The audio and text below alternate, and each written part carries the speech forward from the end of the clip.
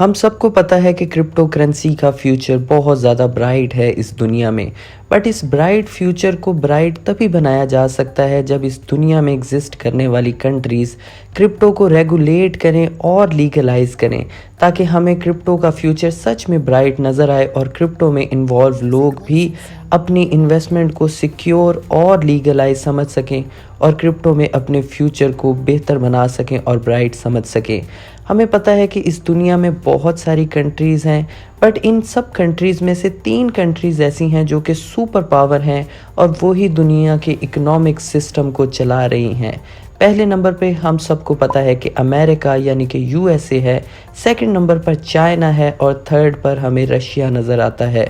US अपनी country में crypto currency को रेगुलेट कर रहा है और लीगलाइज भी करने की कोशिश कर रहा है, बट रेगुलेट करते हुए वो रूल्स को काफ़ी स्ट्रिक्ट बना रहा है। और चाइना ने 2021 में क्रिप्टो करेंसी माइनिंग को बैन कर दिया था, बट क्रिप्टो करेंसी की ट्रेडिंग जो थी वो होती रहती थी। बट चाइना ने 2021 यानी कि 2021 में क्रिप्टो माइनिंग को बैन कर दिया था। बट आज हमें चाइना दोबारा क्रिप्टो इंडस्ट्री में अपने पैर जमाते हुए नज़र आ रहा है हांगकांग के थ्रू। हमें ये खबरें बहुत ज़्यादा देखने को मिल रही हैं कि हांगकांग 1 जून को अपनी कंट्री में क्रिप्टो को रेगुलेट करने वाला है और लीगलाइज करने वाला है और अपनी कंट्री में बहुत सारे इस तरह के स्ट्रक्चर बनाने वाला है जिससे हांगकांग में रहने वाले क्रिप्टो यूजर्स को बहुत ज़्यादा आसानी होने वाली है और फ्यूचर में हमें हांगकांग जो है वो क्रिप्टो का हब बनता हुआ नजर आएगा। बट ये सब कुछ हांगकांग खुद से नहीं कर रहा। हम सबको पता है कि चाइना जो है वो दुनिया की सुपर पावर है और हांगकांग में चाइना की गवर्नमेंट का ही रूल चलता है। तो चाइना इनडायरेक्टली हांगकांग के थ्रू अपने क्रिप्टो करेंसी में पैर हमें दोबारा जमाता हुआ नजर आ रहा है। और चाइना जैसी सुपर पावर अगर क्रिप्टो करेंसी में अपने पैर जमाने लगी है तो आई थिंक कि ये क्रिप्टो करेंसी के लिए एक बहुत ही अच्छी बात है।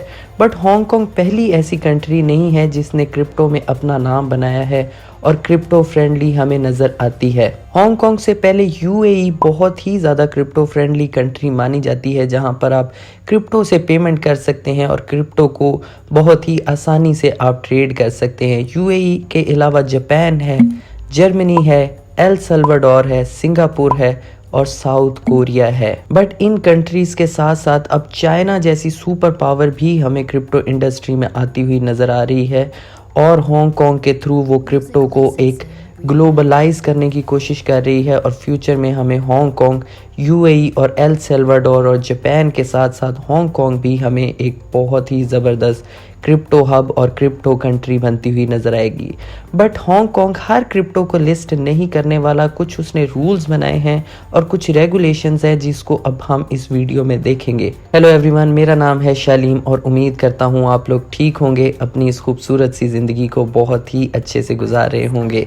इस चैनल को ज़रूर सब्सक्राइब कीजिएगा। मेरे इंस्टाग्राम का लिंक नीचे डिस्क्रिप्शन में है, आप वहाँ भी मुझे फॉलो कर सकते हैं। इस चैनल को ज़रूर सब्सक्राइब कीजिएगा। चलते हैं वीडियो की तरफ। अब हमारे लिए ये चीज़ देखना क्यों ज़रूरी है कि हांगकांग किन रूल्स और रेगुलेशंस के थ्रू क्रिप्टो को अपनी कंट्री में लीगलाइज करने वाला है, क्योंकि आज शायद आप और मैं एक ऐसी कंट्री में रहते हैं जहाँ पर क्रिप्टो की एग्जिस्टेंस को अच्छा नहीं समझा जाता और उसको रेगुलेट और लीगलाइज नहीं किया जा रहा। बट फ्यूचर में हमारी कंट्रीज़ भी क्रिप्टो को लीगलाइज और रेगुलेट करेंगी और वो इन्हीं रूल्स को फॉलो करेंगी जो कि आज हांगकांग कर रहा है। हम इस बारे में भी बात करेंगे कि कौन सी एक्सचेंजेस हांगकांग में लिस्ट होने वाली हैं, कौन सी एक्सचेंजेस जो हैं हमें हांगकांग में काम करती हुई नज़र आएंगी उनकी रेगुलेटरी सिस्टम के अंदर, और कौन से क्रिप्टो कॉइन्स को वो फर्स्ट को लिस्ट करने वाले हैं उन पे भी आपकी नज़र होनी चाहिए, क्योंकि मे बी फर्स्ट के बाद आपको उन कॉइन्स में एक अच्छी प्राइस मूवमेंट भी देखने को मिले। और ये सब कुछ डिपेंड करेगा हांगकांग की एक बॉडी एसएफसी पे। एक्चुअली एसएफसी ने ही सारा कुछ डिसाइड करना है हांगकांग में कि वो किन एक्सचेंजेस को काम करने की इजाज़त देगा हांगकांग में और किन क्रिप्टो कॉइन्स को वो लिस्ट करने वाला है हांगकांग में।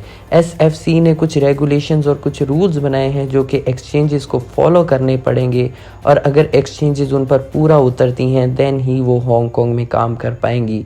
और एसएफसी ही उनको बताएगा कि किन क्रिप्टो कॉइन्स को वो अपनी एक्सचेंज के ऊपर लिस्ट कर सकते हैं। चंद एक जो क्रिप्टो के बड़े प्रोजेक्ट हैं, हांगकांग और एसएफसी ने डिसाइड किया है कि उनका एक इंडेक्स बनाया जाएगा जिसको लोग ओपनली ट्रेड कर सकेंगे। इंडेक्स में आपने S&P 500 और नैस्डैक का नाम सुना होगा। इसी तरह का एक क्रिप्टो का भी इंडेक्स होगा जो कि बनाया जाएगा कुछ चंद एक बड़ी क्रिप्टो करेंसीज को मिला के, और वो भी एसएफसी ही डिसाइड करेगा कि उसमें कौन से क्रिप्टो कॉइन्स हो सकते हैं। अब क्या क्राइटेरिया एसएफसी ने रखा है किसी क्रिप्टो कॉइन को लिस्ट करने के लिए?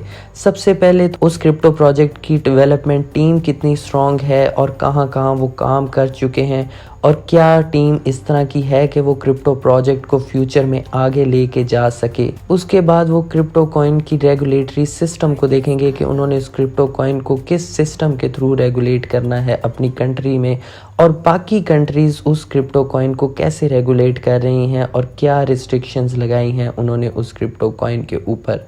एक चीज़ मैं आपको मेजर बताता चलूं कि सिक्योरिटी से रिलेटेड जितने क्रिप्टो प्रोजेक्ट हैं जो कि बाकी कंट्रीज़ ने डिफ़ाइन किए हैं कि ये सिक्योरिटीज़ हैं, उनको हांगकांग लिस्ट नहीं करने वाला। मेनली जो सिक्योरिटी के नाम पर हमारे जहन में कंट्री आती है वो है यूएस, और कॉइन जो आता है वो है XRP। इस वजह से मैं आपको ये बताता चलूँ इम्पॉर्टेंट चीज़, तो XRP और XRP जैसे जो दूसरे कॉइन्स हैं जिनको कंट्री स्पेशली यूएस ने सिक्योरिटी डिक्लेयर किया है और सिक्योरिटी कंसीडर करती है, उसको हांगकांग अभी लिस्ट नहीं करने वाला। उसके अलावा इम्पॉर्टेंट एक चीज़ ये भी है कि हांगकांग की बॉडी एसएफसी उन्हीं क्रिप्टो कॉइन को लॉन्च करेगी जिसको लॉन्च हुए या फिर काम करते हुए क्रिप्टो कॉइन के प्रोजेक्ट को 1 ईयर हो चुका है, यानी कि 12 मंथ पुराना क्रिप्टो कॉइन होना चाहिए, उसी को ही एसएफसी हांगकांग में रेगुलेट करेगी। उसके बाद क्रिप्टो कॉइन की सप्लाई को देखा जाएगा कि उसकी कितनी सप्लाई है और कितनी सप्लाई सर्कुलेशन में आ चुकी है। उसके अलावा उस कॉइन का ट्रेडिंग वॉल्यूम देखा जाएगा, उस कॉइन की लिक्विडिटी देखी जाएगी। ये भी देखा जाएगा कि वो crypto coin proof of work और प्रूफ ऑफ स्टेक पे काम करता है, तो उसको किस तरह से अपनी कंट्री में रेगुलेट करना है। उसके वैलिडेटर्स देखे जाएंगे, कितने नोड्स को रन करने वाले हैं, उस तरह से उसको रेगुलेट किया जाएगा।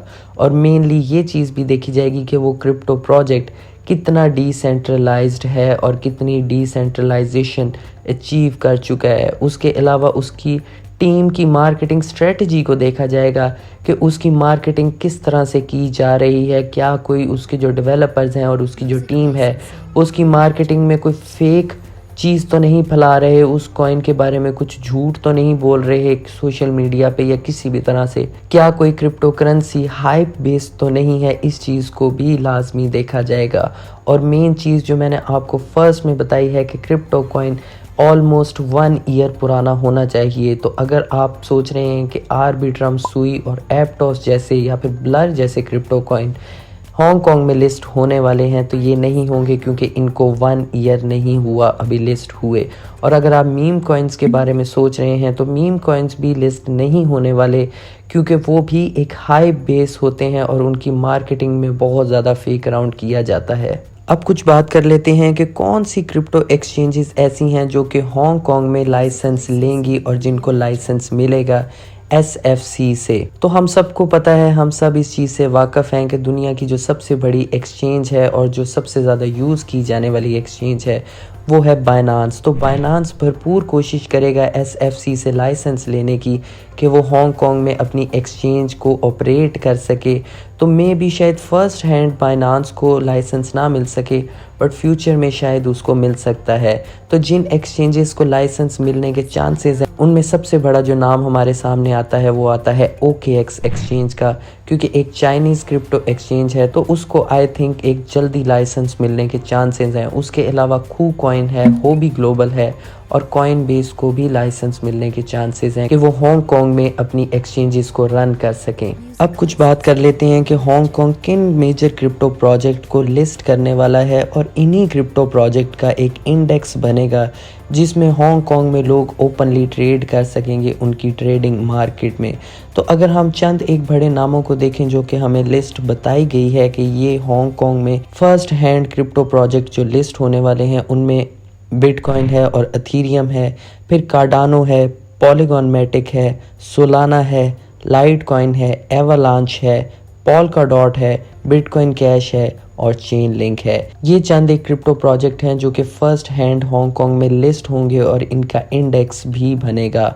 अगर हम बाकी क्रिप्टो प्रोजेक्ट की बात करें जो कि सेकंड टियर में लिस्ट होने वाले हैं एक्सचेंजेस पे, जिनको लोग ओपनली ट्रेड कर सकेंगे, उनकी लिस्ट आप देख सकते हैं कि बहुत सारे क्रिप्टो प्रोजेक्ट हैं कि CFX है, CKB है, कोकोज है, ERN है, IMX है, DYDX है, सुशी है, डोडो है, DF है, की है, MDT है, लीना है, यन फाइनेंस है, केक है, फॉर है, CTK है, वेट है, डॉज है, नियो है, फाइल है, TRX है, जस्ट है, सन है, IOST है और नीचे आप पूरी लिस्ट इसको देख सकते हैं क्योंकि मैं बोल बोल के नाम इनके थक चुका हूँ।